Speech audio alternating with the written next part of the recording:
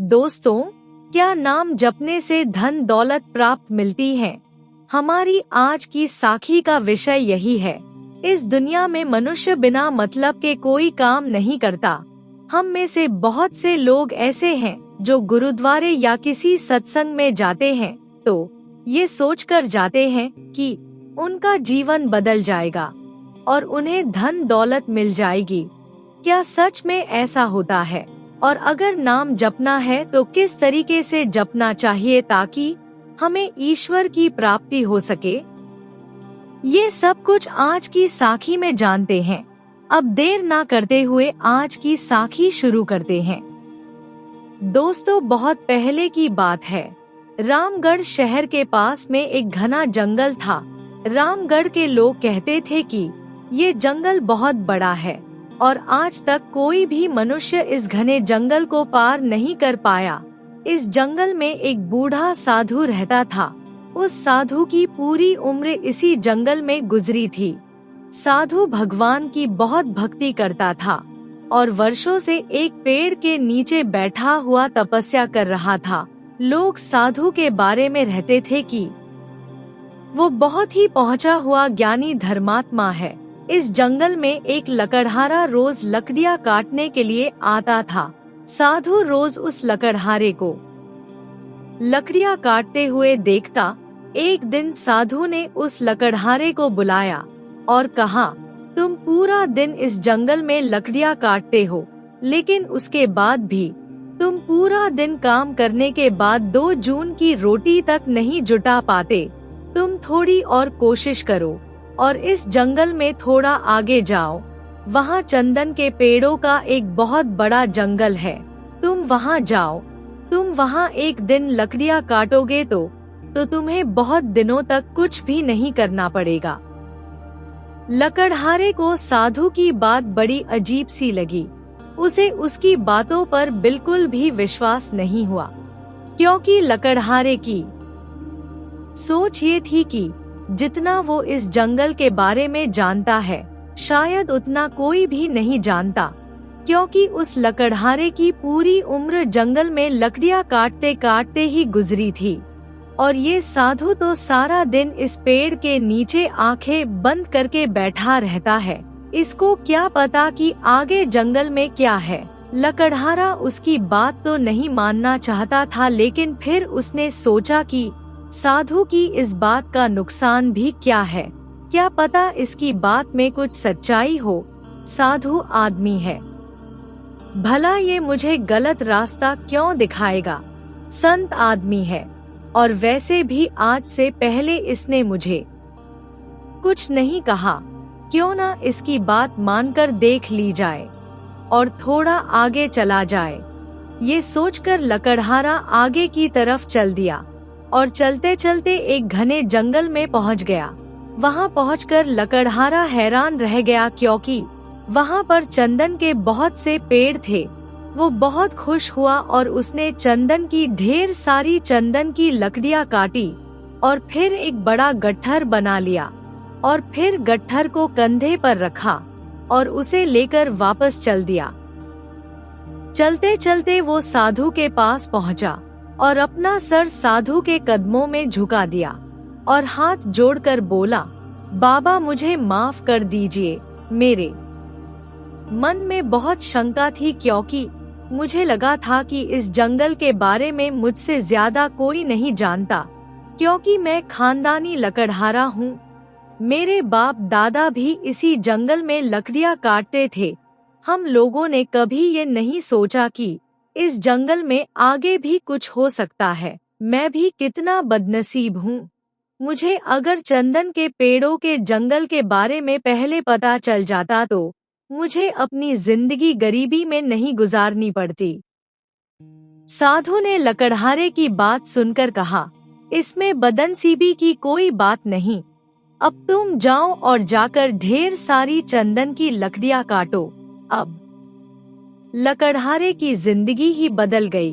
अब वो एक दिन लकड़ियां काटता तो उसे कई दिनों तक लकड़ियां काटने की जरूरत नहीं पड़ती, क्योंकि लकड़हारे को बाजार में चंदन की लकड़ियां की बहुत अच्छी कीमत मिल जाती। ऐसे ही अब उसकी जिंदगी ऐशो आराम से गुजरने लगी। उसने एक बहुत बड़ा मकान भी अपने लिए बनवा लिया था। एक दिन लकड़हारा जंगल में लकड़ियाँ काटने जा रहा था कि तभी उसे साधु बाबा बैठे नजर आए। उसने जाकर साधु बाबा को प्रणाम किया।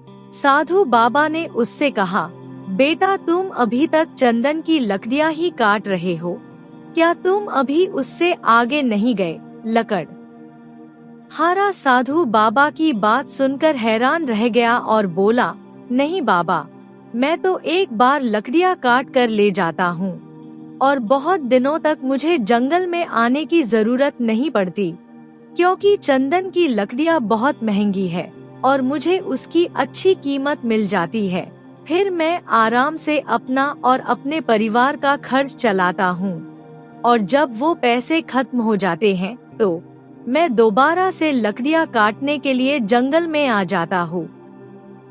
साधु बाबा ने उसे अपने पास बिठाया और कहा, क्या तुमने कभी ये नहीं सोचा कि इसके आगे भी कुछ है?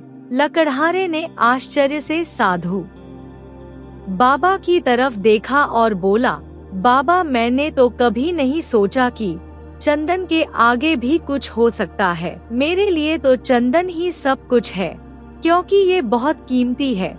तब साधु बाबा ने उसे कहा, बेटा अगर तुम थोड़ा और आगे जाओगे तो वहाँ तुम्हें चांदी की खदानें मिलेगी, इसलिए अब तुम लकड़ियाँ काटना छोड़ दो और मेरे कहने के अनुसार आगे जाओ। एक बार तुम वहाँ जाओगे तो तुम्हें बहुत समय तक कुछ भी नहीं करना पड़ेगा।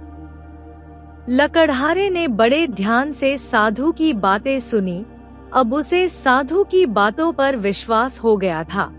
फिर उसने साधु बाबा को प्रणाम किया और चांदी की खदानें ढूंढने के लिए चल पड़ा। चलते चलते वो घने जंगल में पहुंच गया। जब वो वहां पहुंचा तो हैरान रह गया, क्योंकि वहां चारों तरफ चांदी की खदानें ही खदानें थी। लकड़हारा चांदी की खदानें देखकर खुशी के मारे नाचने लगा।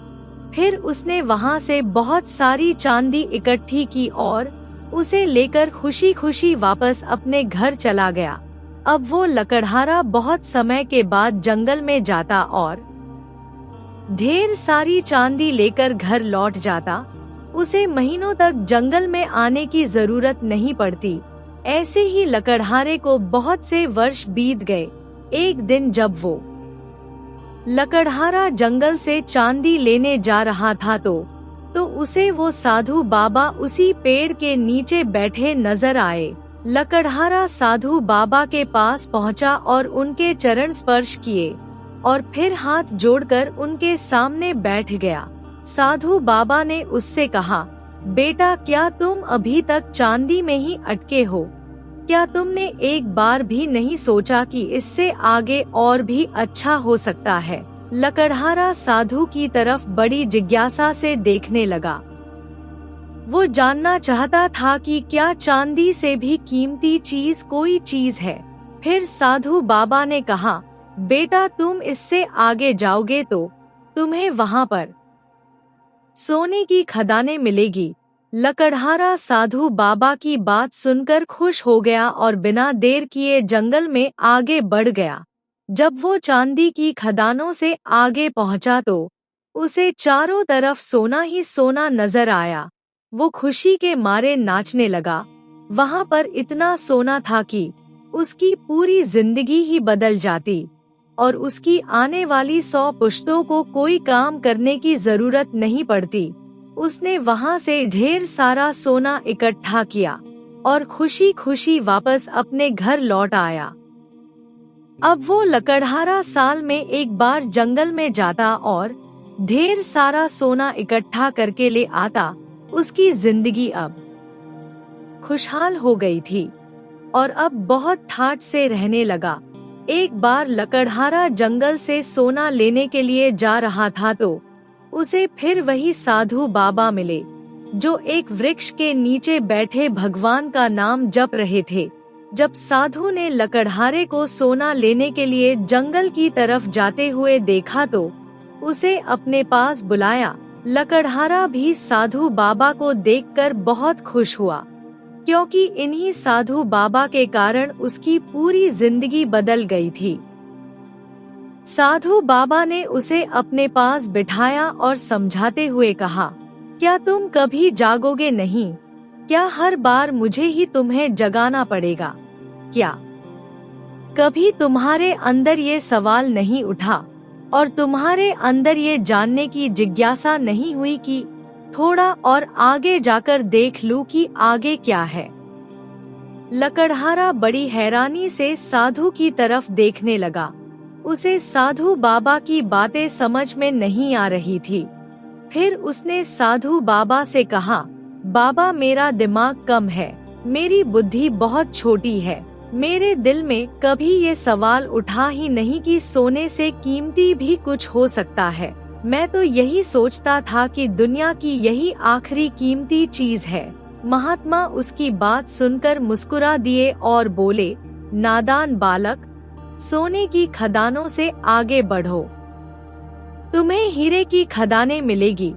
साधु बाबा की बात सुनकर लकड़हारा तुरंत ही जंगल में आगे की तरफ चल दिया और चलते चलते घने जंगल में पहुंच गया। वहां पहुंचकर उसने देखा कि वहां पर सचमुच हीरे की खदानें थी। फिर लकड़हारे ने बहुत सारे हीरे इकट्ठे किए और खुशी के मारे नाचता हुआ घर चला गया। उसके बाद वो लकड़हारा साल में एक बार जंगल में आता और हीरे ले जाता और फिर उसे कई वर्षों तक जंगल में आने की जरूरत ही नहीं पड़ती। इस तरह समय गुजरता गया। अब वो लकड़हारा अब बूढ़ा हो गया था। एक दिन लकड़हारा जंगल में गया। जब वो हीरे लेकर वापस आ रहा था तो उसे वही साधु पेड़ के नीचे बैठा नजर आया, जो बड़े प्रेम प्यार से ईश्वर को याद कर रहा था।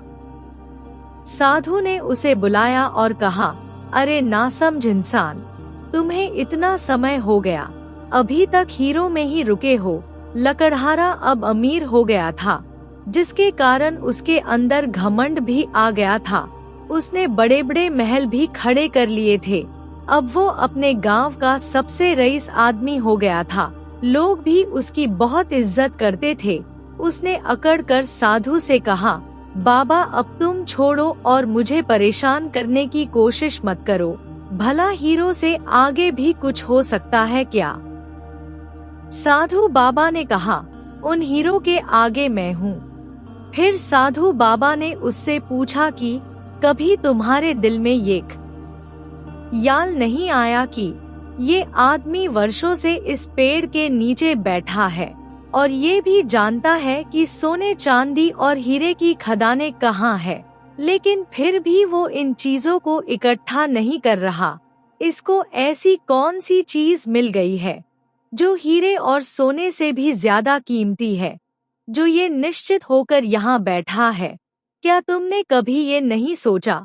साधु बाबा ने जब लकड़हारे को ये बातें कही तो वो रोने लगा और साधु के चरणों में गिर गया और फिर हाथ जोड़कर बोला, बाबा मैं भी कितना नादान हूँ, जो अपनी खुली आंखों से ये देख ही नहीं पाया कि जिसने ये सब सोने और हीरे की खदानों को छोड़ दिया, उसके पास इन हीरे सोने चांदी से भी बहुमूल्य धन होगा। बाबा मेरे अंदर कभी ये ख्याल आया ही नहीं। बाबा मैं बहुत नादान हूँ। अब मैं आपसे ये जानना चाहता हूँ कि आपके पास ऐसा कौन सा धन है जिसके सामने पूरी दुनिया की दौलत मिटती है? लकड़हारे की बात सुनकर साधु बोला, बेटा वही तो मैं तुम्हें समझाना चाहता हूँ। उस धन का नाम है परमात्मा के नाम का जाप करना। लकड़हारे ने साधु की बात सुनकर कहा, लेकिन बाबा मुझे तो नाम जपना आता ही नहीं। साधु बाबा ने कहा, बेटा ध्यान करना बहुत ही आसान है। तुमने दुनिया की दौलत तो बहुत इकट्ठी कर ली, अब जरा भीतर की तरफ मुड़ जाओ और अपने अंदर देखो। परमात्मा का ध्यान करने के लिए आराम से चौकड़ी मारकर बैठ जाओ और अपने अंदर देखो कि वहाँ क्या चल रहा है। अगर तुम्हें कुछ अनुभव हो तो उसे पकड़े मत रहो बल्कि एकटक देखते रहो। हो सकता है तुम्हें परमात्मा मिले लेकिन तुम्हें उन्हें भी नहीं पकड़ना बल्कि तुम तब तक अपने अंदर देखते रहो जब तक सभी अनुभव और सभी विचार खत्म ना हो जाए। लेकिन याद रखना, जबरदस्ती किसी अनुभव या विचार को खत्म करने का प्रयास मत करना। जब तुम ऐसे बहुत समय तक समाधि पर बैठे रहोगे और तुम्हारे अंदर कोई भी विचार ना रहेगा, कोई भी अनुभव ना रहेगा, तुम एकदम सुन्न हो जाओगे और समाधि में पहुंच जाओगे। फिर तुम एकदम शून्य में पहुंच जाओगे और बेटा समाधि में ही जलता है आत्मज्ञान का दिया। परमात्मा का ध्यान करने के लिए सबसे महत्वपूर्ण एक चीज है और वो है धैर्य। आपके अंदर इतना धैर्य होना चाहिए कि घटना चाहे आज घटे या फिर बरसों बाद, आपको इन सब चीजों को पीछे छोड़कर ध्यान करते रहना चाहिए। ध्यान को आपने कभी नहीं छोड़ना, जीवन में चाहे कुछ भी हो जाए, चाहे अच्छा हो चाहे बुरा, लेकिन बिना नागा अपना समय ध्यान पर जरूर लगाना चाहिए। जितना ज्यादा ध्यान लगाओगे उतना ही अंदर तरक्की होगी। बाहर की तरफ जितनी आंखें बंद होगी उतनी ही अंदर की तरफ खुल जाएगी। और फिर एक दिन ऐसा आएगा जब आपको चारों तरफ रोशनी ही रोशनी नजर आएगी और आप एक अलग ही दुनिया में पहुंच जाओगे। और ये दुनिया होगी परमपिता परमेश्वर की, जहां परमपिता परमेश्वर खुद आपको लेने के लिए आएंगे। वो तो आपको रोज याद करते हैं। अब ये आपकी जिम्मेवारी है कि कब और किस समय तक अपने घर वापस पहुंचते हो। दोस्त, तो आज की सुंदर साखी से हमें ये शिक्षा मिलती है कि जब भी हम नाम जपने बैठेंगे तो हमें रास्ते में रिद्धियां सिद्धियां या जो कुछ भी मिलेंगी वो सभी आपको धन दौलत पति पत्नी बच्चे सब कुछ दे सकते हैं, लेकिन ईश्वर से मिलाप नहीं करवा सकते। इसलिए हमें नाम जपने के दौरान इन सभी चीजों से दूर रहना है और बिना उनकी तरफ ध्यान दिए आगे बढ़ते जाना है। अगर हम बिना नागा ये काम करेंगे तो बहुत जल्दी वापस अपने घर पहुंच जाएंगे। दोस्तों, आज की साखी आपको कैसी लगी? कृपया कमेंट करके जरूर बताएं और वीडियो अच्छा लगा हो तो लाइक, कमेंट और शेयर करना ना भूले। आपके बेशुमार प्यार के लिए बहुत बहुत धन्यवाद। वाहेगुरु जी का खालसा, वाहेगुरु जी की फतेह।